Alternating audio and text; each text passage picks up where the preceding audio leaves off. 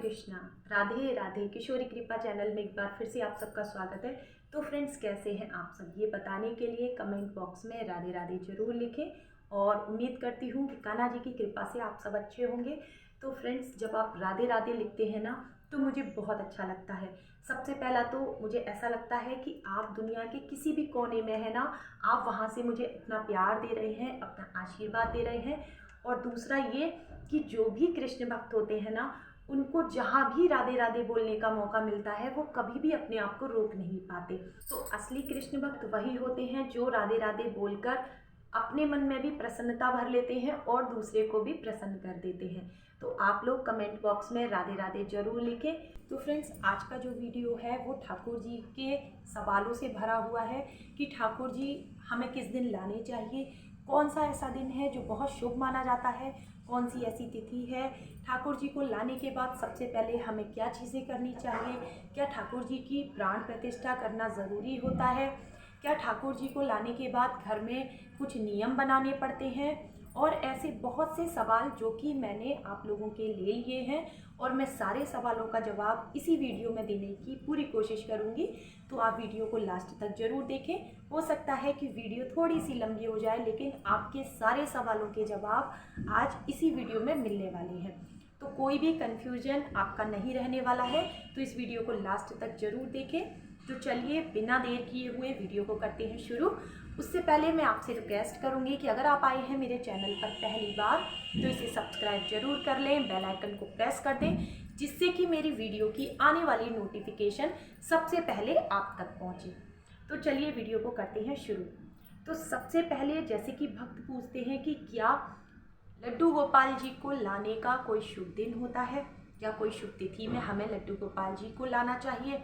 तो देखिए, वैसे तो लड्डू गोपाल जी को जिस दिन हमारे घर आना है वो उसी दिन आएंगे, ठीक है। लेकिन फिर भी अगर कोई शुभ तिथि देखी जाए तो देखिए, सबसे अच्छा होता है जन्माष्टमी।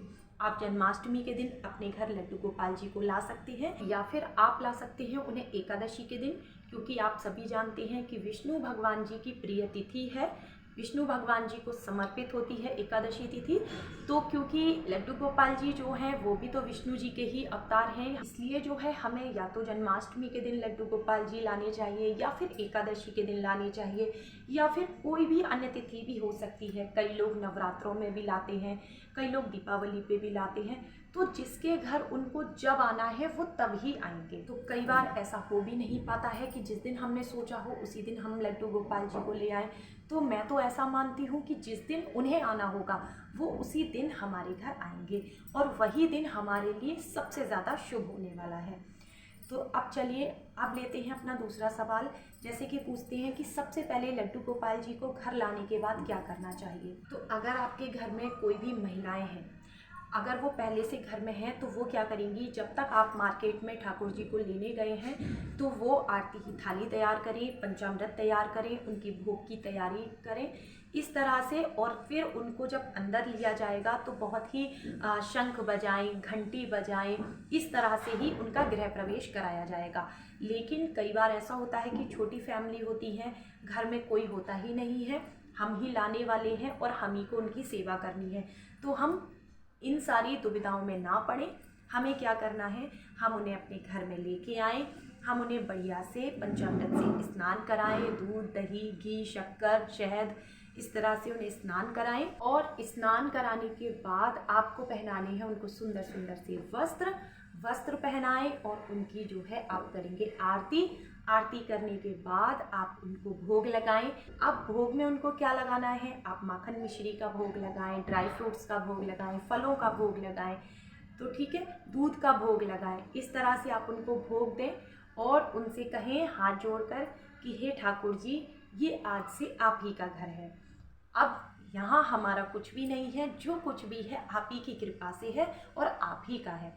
और आप उसी दिन अपने लड्डू गोपाल जी को एक नाम जरूर दें। उसके बाद जो है आपको अपने लड्डू गोपाल जी को नाम जरूर देना चाहिए। आप कोई भी एक अच्छा सा नाम रख दें उनका, जिस भी नाम से आप उनको पुकारना चाहते हैं। तो देखिए, अब यहाँ पर हो सकता है कुछ भक्त कहेंगे कि दीदी आपने प्राण प्रतिष्ठा तो बताई ही नहीं।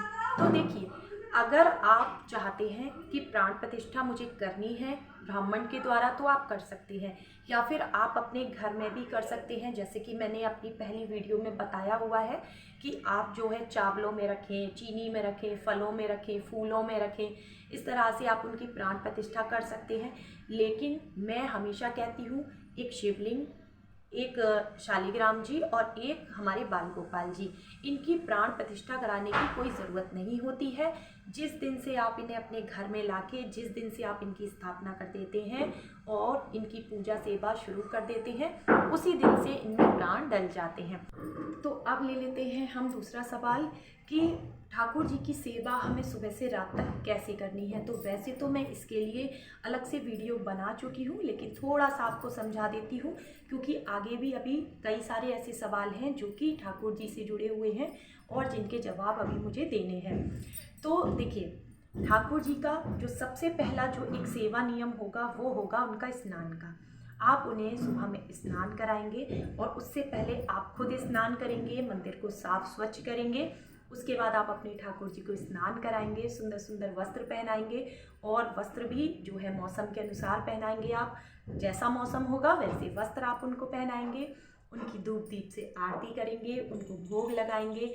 भोग में जो भी आपके घर में हो आप उन चीज़ों का भोग लगाएं। बस वो भोग जो है सात्विक होना चाहिए, पूरी स्वच्छता के साथ बना हुआ होना चाहिए। ठीक है, इन चीज़ों का आप ध्यान देंगे। तो जैसे सुबह हमने भोग लगा दिया, उसके बाद हमें क्या करना है, हमें दोपहर के समय में बनाना है उनके लिए खाना।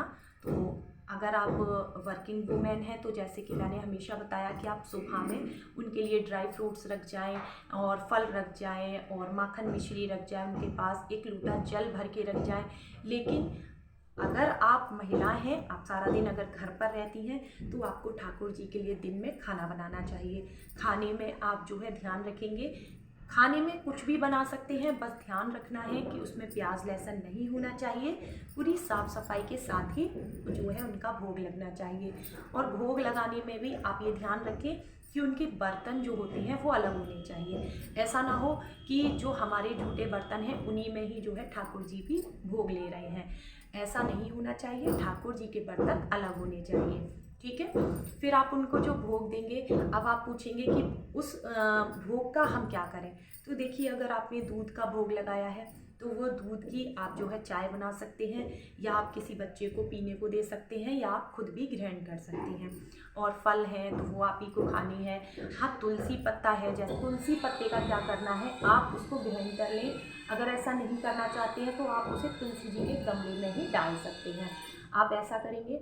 और जो जल हम रखते हैं उनके पास में, उसको भी आपको फेंकना नहीं चाहिए। मैं तो यही कहूँगी कि उसको आप ढक कर रखें, और जो है जब भी आप रोटी पराठा बनाने के लिए आटा गूँथें तो उसमें आप डाल लें। क्योंकि देखिए, सभी को वो जल देना शायद थोड़ा सा मुश्किल हो जाता है, क्योंकि घर में कई मेंबर्स होते हैं। जैसे कि भक्त कमेंट करते हैं कि दीदी कई सारे मेंबर्स हैं, हम उनको कैसे वो जल पिलाएं, कोई कोई पीना भी नहीं चाहता, तो हम क्या करें। तो आप जो है उसे रोटी पराठा जब बनाएं, आटा आप गूँथें तो उस जल से आप आटे को तैयार करें, तो वो जो है प्रसाद का लाभ सभी को मिलेगा। ठीक है, और देखिए फ्रेंड्स, प्रसाद के तो आप सभी जानते हैं कि अनेकों फ़ायदे हैं, है ना। तन मन स्वस्थ रहता है, हमारी बुद्धि अच्छी होती है, और अगर हमारा तन स्वस्थ है, हमें कोई रोग नहीं है, तो ये सबसे बड़ी बात होती है। तो अब आपको करना क्या है, आपने जब उन्हें भोग लगा दिया दोपहर का, तो आप उनको विश्राम करने के लिए बोलेंगे। आप चाहें तो उनको सुला भी सकते हैं। तो जैसे मैं क्या करती हूँ, दोपहर में उनको जो है बिस्तर पर नहीं लिटाती हूँ, मैं उनको हाथ जोड़कर बोलती हूँ कि ठाकुर जी, अब आपका विश्राम करने का समय हो चुका है, अब आप थोड़ी देर विश्राम करें। और फिर शाम को 4 बजे के करीब जो है मैं उनको फिर से राधे राधे बोलकर और 2 बार 3 बार ताली बजाकर मैं उनको उठा देती हूँ कि ठाकुर जी अब उठिए, अब शाम की संध्या आरती का समय हो रहा है, आप भोग लीजिए। फिर उनको जो है शाम को थोड़ा सा स्नैक्स वगैरह हो गया, दूध हो गया, इस तरह का मैं भोग लगा देती हूँ। रात्रि में जो है फिर से भोजन उनके लिए जो बनना चाहिए वो भी सात्विक ही होना चाहिए। और कई घरों में ऐसा भी होता है कि रात के समय अगर खाने का भोग नहीं भी लगा रहे हो तो कम से कम उन्हें 1 गिलास दूध का भोग आप जरूर लगाएं। अच्छा, अब बात करते हैं कि ठाकुर जी का फेवरेट भोग क्या है। तो देखिए, वैसे सभी को पता है कि उनको माखन मिश्री बहुत पसंद है, खीरा उनको बहुत पसंद है। उन्हें मीठी चीज़ों का आप भोग ज़रूर लगाएं, मिठाइयों का भोग लगाएं। अपने हाथ से तरह तरह की आप उनको मिठाइयाँ बनाएं, बेसन के लड्डू बनाएं, रबड़ी बनाएं, खीर बनाएं, गाजर का हलवा बनाएं। इस तरह से आप उनको भोग ज़रूर लगाएं। और देखिए, मैं ऐसा मानती हूँ कि जिन चीज़ों का भी भोग हम भगवान को लगाते हैं ना, उन चीज़ों की हमारे घर में दिन दूनी रात चौगनी बढ़ोतरी होती जाती है। कहने का मतलब है कि जो भी चीज़ें आप भगवान को अर्पित करते हैं वो आपकी डबल हो जाती हैं। मैं ऐसा मानती हूँ। और आपके क्या भाव हैं आप भी बताइएगा ज़रूर, ठीक है। तो जो भी भक्त भगवान को कुछ भी अर्पण करते हैं तो उन्होंने ये चीज़ ज़रूर महसूस की होगी। कई बार हम लोग उन्हें फूल माला अर्पित करते हैं तो आपने देखा होगा, फूल माला तो हम उनको पहनाते हैं, लेकिन हमारे घर का जो वातावरण है वो कितना मतलब खुशबूदार रहता है, कितना ऐसा लगता है कितनी पॉजिटिविटी आ गई है। तो हम उन्हें जब भी कोई भी चीज़ अर्पित करते हैं ना, तो उससे हम ही को लाभ होता है। तो ठाकुर जी की सेवा जो है ना, वो तन मन धन से करनी चाहिए, मैं ऐसा मानती हूँ। अच्छा, उनको जो है सुंदर सुंदर से आप वस्त्र पहनाएं। वस्त्रों को आप ध्यान दें कि कटे फटे नहीं होने चाहिए। और जो सूती वस्त्र हैं उन्हें आप चाहें डेली वॉश कर सकते हैं। तो जैसे कि मैंने पहले भी वीडियो में बताया है कि जो हैवी वर्क वाली जो पोशाक होती हैं उन्हें आप वॉश ना करें। उनके लिए आप क्या करेंगे, कॉटन बॉल लेंगे और उसमें जो है आप गंगा जल या फिर गुलाब जल लगा करके और आप उनको हल्के हल्के से इस तरह से पोंछ सकते हैं। और थोड़ी देर चाहें तो धूप दिखा सकते हैं। इससे क्या होगा, वो ड्रेस ऐसे ही बनी रहेगी और उनका कुछ भी नहीं बिगड़ेगा, ठीक है। इस तरह से आप उनको साफ स्वच्छ तरीके से आप उन्हें वस्त्र पहनाएं। और ओढ़ने के बिछाने के बिस्तरों पे आप ज़्यादा ध्यान दें। उनकी जो चादर है ओढ़ने के लिए, जो भी आपने ब्लैंकेट वगैरह बनाया है, वो बहुत अच्छे से साफ़ होना चाहिए। अच्छा, रात्रि में आप जो है उनको शयन जरूर कराएं। रात में आपको उनको सुलाना है। सुलाने से पहले आप क्या करेंगे, उनको जो है जो भी आपने सुबह में जो उनका श्रृंगार किया है आप उसको उतार देंगे। और सारे जो भी उनके हार हैं, हाथों के कंगन वगैरह हैं, वो सब आप खोल देंगे। और उसके बाद उन्हें हल्के वस्त्र पहना के और आप चाहें तो उनकी हल्की सी आप मालिश कर सकते हैं। और मालिश आप इत्र से कर सकते हैं, मालिश आप घी से कर सकते हैं, ना जो भी आपको जैसा भी समझ आए आप वैसे करें। और नहीं तो जैसे गर्मियों का टाइम होता है तो आप उन्हें गुलाब जल से ही चाहें तो पोंछ सकते हैं। थोड़ा सा कॉटन में आप गुलाब जल लेके और पूरे शरीर को उनके पोंछ दें। और जो भी आपने चंदन टीका वगैरह लगाया है उसको भी साफ़ कर दें। फिर आप उनको इस जो है शयन कराएं। तो इस तरह से जो है शयन करा दिया। और सुबह में जैसे भक्त पूछते हैं कि दीदी हम उन्हें क्या कहकर उठाएं, तो मैं सबसे अच्छा मानती हूँ कि राधे राधे। जब आप भोग लगाएं तब भी आप उनसे राधे राधे बोलें। जब आप उन्हें सुबह में उठाएं तब भी आप उनसे राधे राधे बोलें। कहते हैं राधा नाम लेने से हमारे कन्हैया बहुत प्रसन्न होते हैं। तो आप जो है राधे राधे कहें, 2 बार ताली बजाएं या फिर कोई छोटा सा एक हल्का सा कोई भजन गा दें उनके लिए, तब आप उनको उठाएं। लेकिन आपको ध्यान ये रखना है कि जब आप उन्हें स्नान कराएं तो कभी भी मतलब मुंह बंद करके स्नान ना कराएं। कहने का मतलब है कि आप या तो कोई भजन गुनगुनाते रहें या फिर राधे राधे कहते रहें। और सबसे अच्छा होता है कि ओम नमो भगवते वासुदेवाय, ठीक है, आप इस मंत्र का जाप करते जाएं और उनको स्नान कराते जाएं। स्नान कराने के लिए आप जो है, अगर आपके घर में दक्षिणावर्ती शंख है तो वो बहुत अच्छा होता है। और नहीं है अगर, तो फिर आप जो है पीतल के लोटे से, तांबे के लोटे से, जो भी आपको ठीक लगे आप उससे स्नान करा सकते हैं। तो अब हम जानते हैं कि ठाकुर जी को घर में लाने के बाद क्या कोई नियम होते हैं। तो देखिए, नियम तो इतने कोई बड़े नहीं होते हैं, क्योंकि ठाकुर जी जो है भाव के भूखे हैं। और ऐसा नहीं है कि हमें बंदिशों में रहकर उनकी सेवा पूजा करनी है। बस कुछ चीज़ें हैं जो हमें ध्यान रखनी है। जैसे कि अगर हमारे घर में प्याज लहसुन खाया जाता है तो उन बर्तनों को हम अलग रखेंगे और ठाकुर जी के लिए हम बर्तन अलग रखेंगे। और या फिर हम बहुत स्वच्छता के साथ जो है उन बर्तनों को पहले साफ़ करके तभी हम उनका भोग तैयार करेंगे। अब जैसे कुछ लोग पूछते हैं कि दीदी प्याज लहसुन खाया जाता है तो फिर हम किन चीज़ों का भोग लगाएं। तो देखिए, बहुत सारी ऐसी चीज़ें हैं जिनका आप भोग लगा सकते हैं। जैसे कि दूध हो गया, मिश्री हो गई, माखन हो गया, ड्राई फ्रूट्स हो गए, फल हो गए, मिठाइयाँ हो गई। और या फिर आप जैसे दही दे दें उनको, दही के साथ आप आलू का पराठा बना दें, है ना। आलू टमाटर की सब्जी हो गई, पूरी हो गई, इस तरह से आप उन्हें भोग दे सकते हैं, है ना। और आटे के बने हुए बिस्किट हो गए, और तो ऐसी बहुत सी चीज़ें हैं, जैसे बेसन का चीला हो गया, पराठा हो गया। जैसे आप दाल बनाते हैं तो दाल में आप जो है प्याज का छौंक ना लगाएं, पहले आप ठाकुर जी की दाल अलग निकाल दें, उसके बाद ही आप जो है अपने लिए तैयार करें। तो इस तरह से भी आप भोग दे सकते हैं। जैसे हम बात करें कि जब हम मार्केट जाते हैं तो मार्केट से क्या होता है, अपने लिए या फिर अपने बच्चों के लिए हम कुछ ना कुछ लेके आते हैं। तो आप जो है अपने ठाकुर जी के लिए ज़रूर कुछ ना कुछ लेके आएँ। कुछ भी नहीं ला रहे हैं तो मंदिर के लिए आप कोई भी चीज़ ला सकते हैं, उनके लिए बांसुरी ला सकते हैं, और उनके कोई भी श्रृंगार का आप सामान ला सकते हैं। आप उनके लिए धूप दीप का कोई भी सामान हो, पूजा का कुछ भी ला सकते हैं। आप उनके लिए खाने के लिए कोई चीज़ ला सकते हैं। तो जैसे भी आपको लगे कि ये चीज़ नहीं है मेरे मंदिर में और ये चीज़ होनी चाहिए, तो आप जो है उनके लिए ज़रूर लेके आएँ। और आपको फिर ध्यान ये रखना है सबसे ज़्यादा कि जो है आपको उनको जो है स्नान डेली कराना है। अब बहुत ही ज़्यादा कोई परिस्थिति ऐसी है तब भी आप क्या करेंगे, एक कपड़ा लेंगे, गीला कपड़ा करेंगे, कोई रूमाल वगैरह, और उनका मुंह पोंछ देंगे। लेकिन ये मैं जब बता रही हूँ जब बहुत ही ज़्यादा परिस्थिति ऐसी है कि आप बहुत जल्दी में हैं या कोई ऐसी चीज़ है कि आप उन्हें स्नान नहीं करा पा रहे हैं, तो आप उनका मुंह पोंछ के तब आप उनको भोग लगाएं। लेकिन स्नान बेहद ज़रूरी है। आप जो है उनको स्नान ज़रूर कराएं, उनके वस्त्र ज़रूर बदलें, और उनको इत्र की सेवा आप ज़रूर दें। वैसे तो अगर आप पुष्प चढ़ाते हैं, पुष्पों की माला चढ़ाते हैं तो वो बहुत अच्छा होता है। आप उनको जो है इत्र सेवा ज़रूर दें, क्योंकि खुशबू से जो है हमारे ठाकुर जी बेहद प्रसन्न होते हैं। आप उनके मंदिर में मोर पंख जरूर लगाएं, उनके मुकुट में मोर पंख जरूर लगाएं, उनकी बांसुरी में मोर पंख लगाएं। इस तरह से भी वो बहुत खुश होते हैं।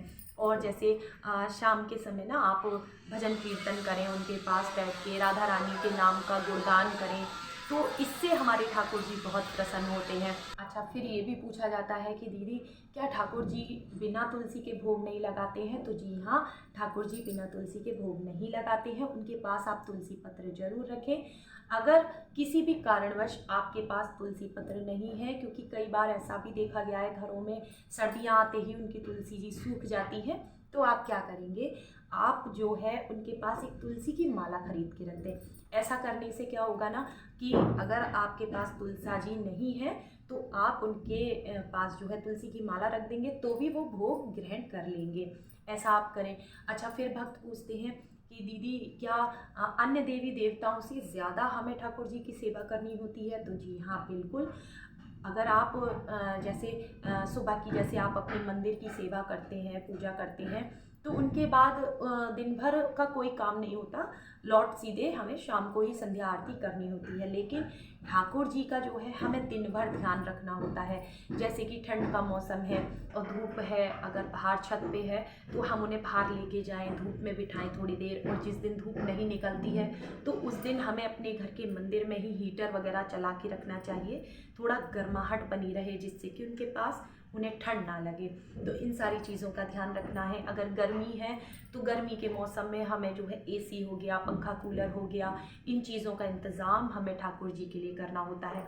क्योंकि देखिए ठाकुर जी जो हैं वो भगवान तो हैं ही, लेकिन वो एक बालक के रूप में है हमारे घर में। तो जिस तरह से हम अपने बालक का ध्यान रखते हैं, अपने बच्चों का ध्यान रखते हैं ना, कब उन्हें गर्मी लग रही है, कब उन्हें ठंड लग रही है, कैसे उन्हें वस्त्र पहनाने हैं, कैसे उनका सारा दिन ध्यान रखना है, यही सारी चीज़ें हमें अपने ठाकुर जी के साथ करनी होती है। तो यही ठाकुर सेवा कहलाती है। अच्छा, फिर भक्त पूछते हैं कि दीदी सुबह में हमें जो है पहले अपने मंदिर की सेवा करनी चाहिए, मंदिर में पूजा पाठ करना चाहिए, या लड्डू गोपाल जी का? तो देखिए, अगर आपके पास एक लड्डू गोपाल जी हैं तो आप बहुत ही आसानी से पहले आप उन्हें स्नान करा लें, मंदिर में विराजमान कर लें, मंदिर को साफ़ सुथरा कर लें और आप जो है आरती कर सकते हैं। लेकिन अगर आपके पास जो है एक से ज़्यादा लड्डू गोपाल हैं तो उनकी सेवा में तो समय लगेगा। तो इससे अच्छा है आप क्या करेंगे, सुबह में स्नान करके आएंगे और उसके बाद आप सूरज देवता को जल दें। उसके बाद जो है आप अपने घर के मंदिर को साफ करें और जो है वहाँ पर पहले आप पूजा आरती करें। सबसे पहले गणेश जी का ध्यान करें, उनकी आरती करें, भोग लगाएं भगवान को। इस तरह से करने के बाद फिर आप अपने लड्डू गोपाल जी के पास आएँ, उनको उठाएं, सबसे पहले आप उनको आचमन कराएं और जो है फिर आप उनको स्नान कराएं। स्नान के बाद आपकी जो है भोग सेवा हो गई। ये सारी सेवाएं दिन भर चलती रहेंगी। तो क्योंकि जो है लड्डू गोपाल जी को हम जल्दी जल्दी से नहीं सारी चीज़ें कर सकते ना, उन्हें तो लाड़ लड़ाना है, तो उसके लिए हमें टाइम चाहिए होगा। क्योंकि उन्हें प्यार से उठाना है, उन्हें प्यार से जो है थोड़ी देर गोद में भी लेना चाहिए, है ना। फिर उनके लिए अगर ठंडा मौसम है तो पानी गर्म करके लाएंगी, वस्त्र निकाल के रखेंगी। तो जैसे जैसे इन सब चीज़ों के लिए क्या होता है, थोड़ा सा टाइम लगता है। तो आप पहले अपने मंदिर की पूजा कर लें, उसके बाद आप अपने ठाकुर जी की सेवा करें। अच्छा, फिर भक्त पूछते हैं कि क्या दीदी ठाकुर जी को बाहर ले जाना ज़रूरी होता है अगर हम बाहर जा रहे हैं कहीं भी? तो देखिए, सबसे पहले तो आप एक बात ध्यान दीजिए, जब हम कहीं भी घंटे 2 घंटे के लिए कहीं मार्केट जा रहे हैं या थोड़ी देर के लिए या 3-4 घंटे के लिए, तो हम अपने बच्चों को भी घर छोड़ जाते हैं। जब हमें लगता है कि वो जगह उनके ले जाने लायक नहीं है, तो हम क्या करते हैं, अपने बच्चों को भी घर पे छोड़ जाते हैं और उनसे कह कर जाते हैं कि तुम जो है आराम से अपने घर में रहना और मैं इतनी बजे तक आ जाऊँगा। लेकिन जब हम कहीं बाहर 2 दिन 4 दिन के लिए, हफ्ते भर के लिए, 10 दिन के लिए कहीं हम जा रहे होते हैं, तो क्या हम अपने बच्चों को छोड़ के जाते हैं? नहीं ना। तो इसी तरह से जो है ठाकुर जी को भी हमें अपने साथ लेके जाना चाहिए। लेकिन अगर कोई भी आपकी ऐसी परिस्थिति है कि हम किसी भी ऐसी जगह पर जा रहे हैं जहाँ पर कि ठाकुर जी को ले जाना ठीक नहीं है, ठीक है, तो हम उन्हें घर पर ही छोड़ कर जाएंगे, उनसे कह के जाएंगे कि प्रभु वो जगह आपके लायक नहीं है, हम किसी और परिस्थिति में जा रहे हैं, हम कि वहाँ पर हम आपको नहीं ले जा सकते हैं, वो जगह आपको ले जाने के लायक नहीं है, तो आप उनको घर पर छोड़ कर जाएँ, ठीक है। और उनके पास जो है आप 1 लोटा जल, मिश्री आप ज़रूर रखें, थोड़े से ड्राई फ्रूट्स ज़रूर रखें, क्योंकि देखिए जो बच्चे होते हैं ना, वो सारा दिन उनको कुछ ना कुछ खाने के लिए चाहिए होता है। तो आप जो है इस तरह से उनको करके जाएं। अच्छा, फिर भक्त कई बार ये भी पूछते हैं कि दीदी कभी कभी ऐसा होता है कि हमारा सेवा में मन नहीं लगता, क्यों नहीं लगता? तो देखिए, इस बात के लिए सबसे पहले तो मैं यही कहूँगी कि अगर आपने ठाकुर जी को विराजमान किया है अपने घर में, तो कई बार हमारे आसपास भी कुछ ऐसी नेगेटिविटी हो जाती है जिसकी वजह से हम पूजा से दूर भागने लगते हैं। लेकिन मैं ऐसा कहूँगी कि जिस दिन आपका मन ना हो रहा हो ना पूजा करने का, उस दिन तो आपको और 2 मिनट ज़्यादा बैठना चाहिए अपने ठाकुर जी के पास। क्योंकि जब आप अपने ठाकुर जी के पास बैठेंगे ना, तो आप देखेंगे आपको बहुत ही ज़्यादा शांति मिल रही है, बहुत ही ज़्यादा संतुष्टि हो रही है। जिन चीज़ों से आप बाहर निकलने की कोशिश कर रहे थे, जो भी कोई परेशानी थी, आप अपने ठाकुर जी के पास बैठ कर देखिए, उनसे कह कर देखिए, आपको जो है बहुत अच्छा लगेगा।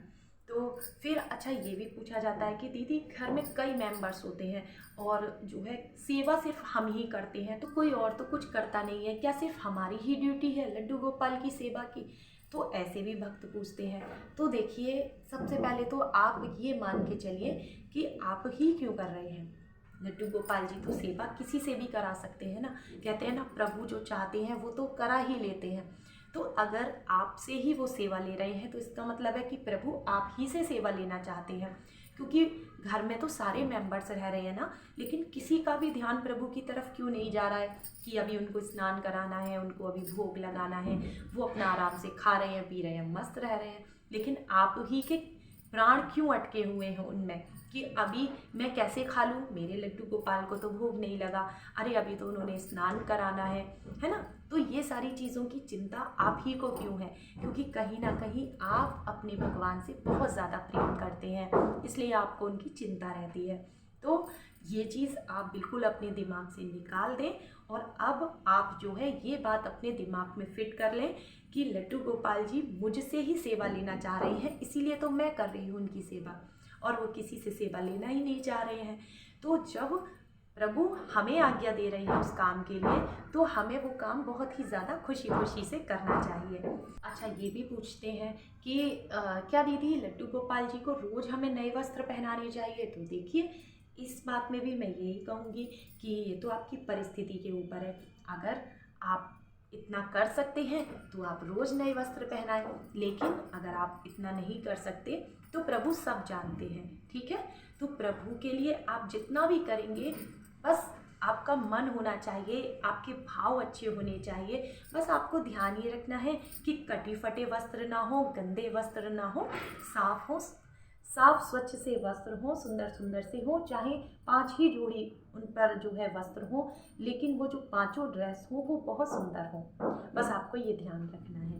तो अच्छा, एक भक्त का कमेंट ये भी आया था कि क्या दीदी हम अपने ठाकुर जी को अपने ही बिस्तर पर सुला सकते हैं जैसे हम अपने बच्चों को सुलाते हैं?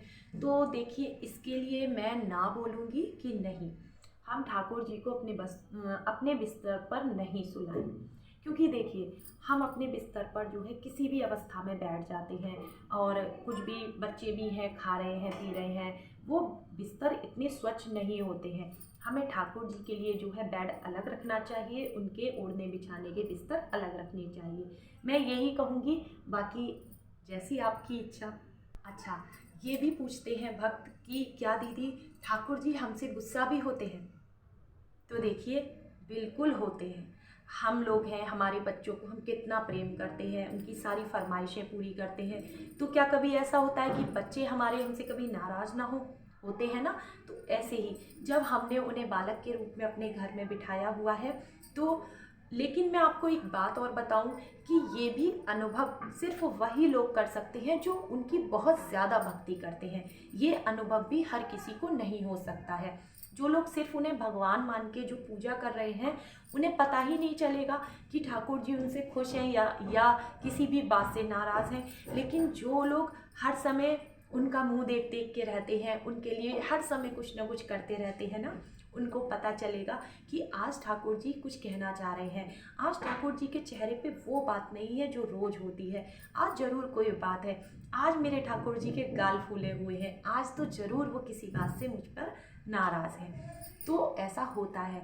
हम कोई भी चीज़ जब उनकी रोज़ करते हैं, या हमने उनसे बोला होता है कि कल मैं तुम्हें माखन मिश्री का भोग लगाऊंगी, अपने हाथ से माखन बना के खिलाऊंगी, और कल की बजाय 2-3 दिन हो जाते हैं, या हमें याद नहीं रहता, या हम भूल जाते हैं, तो हो सकता है ठाकुर जी इस बात पे भी नाराज़ रहें, क्योंकि ठाकुर जी तो बालक के रूप में है, और जो उनसे प्रॉमिस किया है वो तो आपको करना ही होगा।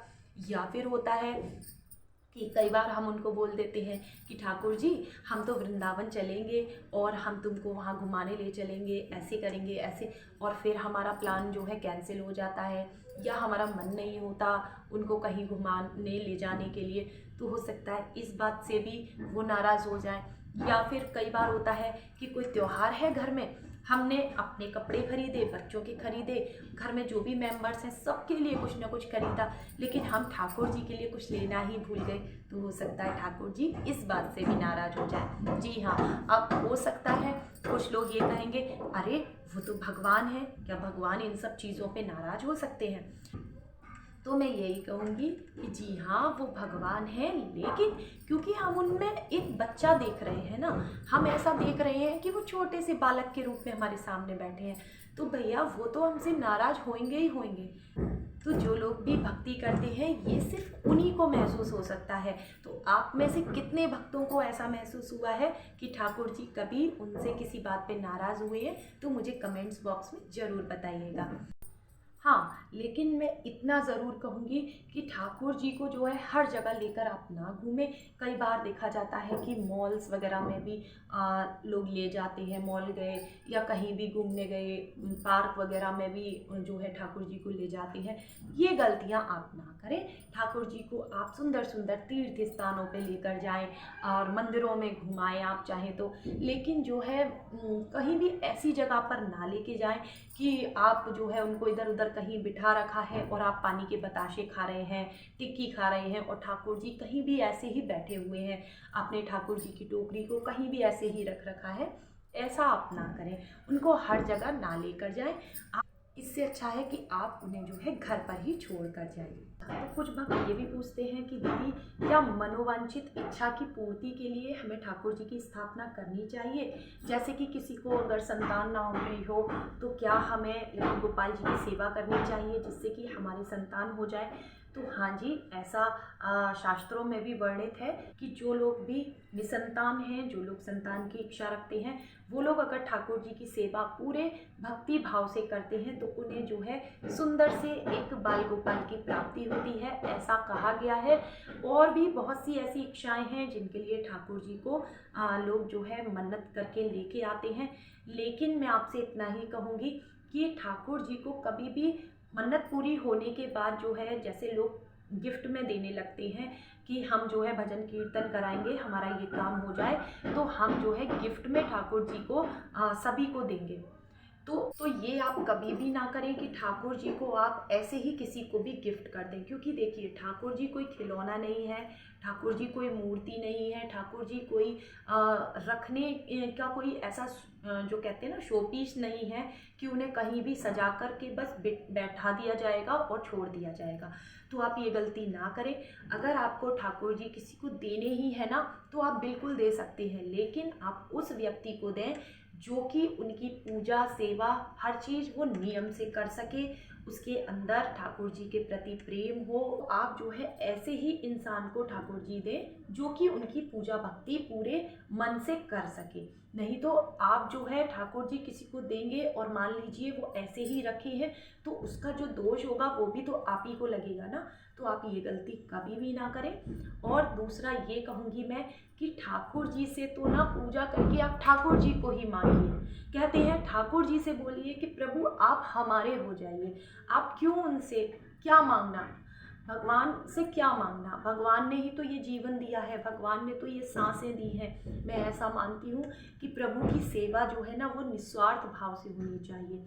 प्रभु की सेवा में कहीं कोई कमी ना रह जाए, हमें हर समय ये सोचना चाहिए। लेकिन हाँ, क्योंकि ये जो है हम एक सांसारिक दुनिया में हैं और हमें इच्छाओं की पूर्ति भी करानी होती है कई बार, है ना। तो लेकिन जो है आप ऐसा ना करें कि आप जो है कि आपने जो है संतान प्राप्ति के लिए आप लड्डू गोपाल जी को ले तो आए, लेकिन जब आपकी अपनी संतान हो गई तो आप उनको भूल गए। आप ऐसा ना करें।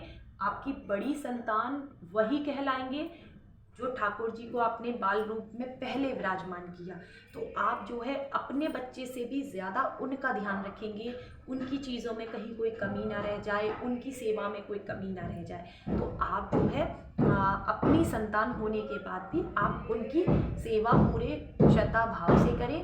तो आप देखिएगा फिर कैसे कैसे चमत्कार होता है आपके जीवन में। अच्छा, फिर है जो सवाल पूछा है वो ये है कि क्या दीदी ठाकुर जी की सेवा हम जो है एकादशी के दिन भी कर सकते हैं? तो हाँ जी बिल्कुल, ठाकुर जी तो विष्णु भगवान जी का ही तो अवतार है, आप बिल्कुल कर सकते हैं।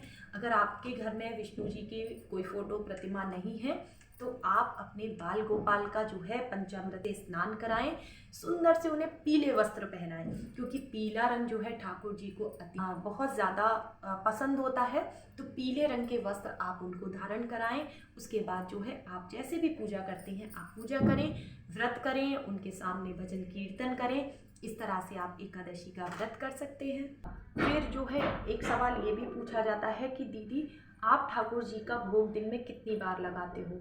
तो देखिए, सबसे पहले तो सुबह में जो है उन्हें दूध का माखन मिश्री का भोग लग जाता है, या फिर दूध के साथ बिस्किट का भोग दे दिया, इस तरह से भोग हो गया। उसके बाद जब 9-10 बजे हम लोगों के लिए जब कोई नाश्ता बनता है किचन में तो उसका भोग ठाकुर जी को लगा देते हैं, क्योंकि मेरे यहाँ पर जो है प्याज लहसुन नहीं खाया जाता है। तो मेरे यहाँ सुबह से लेकर रात तक जो भी खाना बनता है वो स्वच्छ ही तो है, वो ठाकुर जी की कृपा से ही तो ऐसा खाना बन रहा है। तो सबसे पहले उस खाने पर जो अधिकार है वो मेरे प्रभु का है। तो मेरी किचन में जब भी कुछ भी भोग बनता है वो सबसे पहले ठाकुर जी के लिए लगता है, और वही प्रसाद फिर हम पूरे खाने में जो है मिक्स कर लेते हैं, फिर उसी खाने को हम सब लोग ग्रहण करते हैं। तो इस तरह से जो है हम उनकी सेवा करते हैं। उसके बाद जो है दोपहर का खाने का भोग हो गया, फिर शाम को कुछ भी आपने जो भी भोग तैयार किया है उसका भोग हो गया, और फिर रात्रि में सुलाने से पहले उनको जो है दूध का भोग जरूर लगाएं। तो इसी तरह से मैं भी भोग लगाती हूँ। हाँ, दिन में कभी कोई चीज़ एक्स्ट्रा जो होती है, जो हम लोग खाने बैठ जाते हैं, कोई भी फल है, मिठाई है, तो उसका भोग भी सबसे पहले ठाकुर जी को ही लगता है। और मेरे यहाँ क्योंकि प्याज लहसुन नहीं खाया जाता है, तो इसलिए जो है मेरी किचन में जो भी भोजन तैयार होता है वो सबसे पहले भोग प्रभु को ही लगता है। अच्छा, भक्तों के मन में ये भी सवाल रहता है कि दीदी हम ठाकुर जी के सामने भोग तो लगाते हैं, और वो भोग चाहे जितनी भी देर ठाकुर जी के सामने रखा रहे, लेकिन ठाकुर जी तो उस भोग को ग्रहण ही नहीं करते। होता है ना, ऐसा सबके मन में होता है। जब भी कोई नई सेवा शुरू करते हैं ना ठाकुर जी की, तो उन्हें ऐसा लगता है कि ठाकुर जी तो भोग लगा ही नहीं रहे हैं, हमारा खाना या जो भी हमने दूध का भोग लगाया है, फल का भोग लगाया है, मिठाई का भोग लगाया है, वो सब ऐसा ही रखा है। तो देखिए, आप एक फूल लीजिए, आपने एक गुलाब का फूल लिया, उसको आप सूंघिए, 2 बार सूंघा, 4 बार सूंघा, 1 घंटा सूंघा, 2 घंटा, उसको आप सूंघते रहिए। तो क्या होता है ना, उसकी खुशबू भी हमने ले ली, लेकिन वो फूल ना एज इट इज़ बना रहता है। ऐसे ही जो है क्या होता है ना, जो हमारे प्रभु है ना, जब हम उनके पास कोई भी भोग लेकर जाते हैं ना, तो वो जितनी भी उसमें नेगेटिविटी होती है उनको वो अपनी तरफ ले लेते हैं और उसको आशीर्वाद दे करके उसको प्रसाद बना देते हैं। तो वो जो भोग होता है ना, वो हमारे लिए जो है बहुत ही ज़्यादा लाभकारी होता है। और कहते हैं भोग की बहुत बड़ी महिमा कही गई है। भोग का एक दाना भी जो है ना ज़मीन पे नहीं गिरना चाहिए। कुछ भी गिर जाए तो उसे जो है माथे से लगाकर और आप जो है पक्षियों के लिए रख दें, लेकिन कभी भी उस भोग को इधर उधर ना फेंकें। ऐसे ही जो ठाकुर जी के स्नान का जो जल होता है, पंचामृत होता है, उसको भी कभी फेंकना नहीं चाहिए, मतलब इधर उधर कहीं नाली में, सिंक में ना डालें। आप उसको जो है थोड़ा थोड़ा या तो प्रसाद स्वरूप सभी लोग उस जल को पिए, अपनी आँखों से लगाएं, और या फिर जो है उसको किसी गमले में डाल दें। आप तुलसी जी के गमले में वो जल चढ़ा दें, इस तरह से भी कर सकते हैं, लेकिन आप उनकी किसी भी चीज़ को वेस्ट ना समझें, इधर उधर ना फेंकें। ठीक है, तो उम्मीद करती हूँ कि आज का वीडियो आपको बहुत पसंद आया होगा और सारे सवालों के जवाब आपको मिल गए होंगे। लेकिन फिर भी अगर कोई भी ऐसा सवाल हो जो कि रह गया हो, तो आप कमेंट बॉक्स में पूछ सकते हैं। और वीडियो पसंद आया हो तो इसे लाइक शेयर ज़रूर करें, जिससे कि ज़्यादा से ज़्यादा लोगों को इसका लाभ हो सके। ठीक है, तो मिलती हूँ मैं नेक्स्ट वीडियो में। तब तक के लिए हरे कृष्णा, राधे राधे।